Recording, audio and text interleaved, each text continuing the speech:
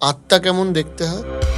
আত্মার তো নির্দিষ্ট কোনো রূপ থাকে না, তার একটা অবয়ব থাকে। যেমন ধরুন, একটা কোনো মানুষকে আমি হেজি ভাবে দেখতে চাইছি, হুম। মানে একটা মানুষের ছবিকে যদি আমি হেজি করে দিই, তখন জিনিসটা কেমন হবে? আত্মার কিন্তু ঠিক ওরকম অবয়ব।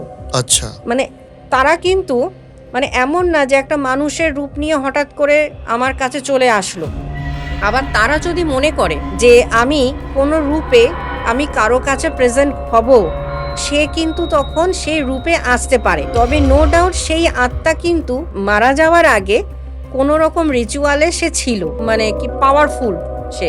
তবেই সে ওই রূপটা নিতে পারে। তবেই সে যে কোনো রূপ ধারণ করতে পারে। তার পরিবারের যে কোনো রূপে আত্মা আসতে পারে, যে কোনো রূপ নিয়ে আসতে পারে, কিন্তু স্পষ্ট কিন্তু তার মুখ কখনো আসবে না যে তার জীবিতকালীন অবস্থায় তাকে এরকম একটা দেখতে ছিল, সেটা কখনোই কিন্তু হবে না।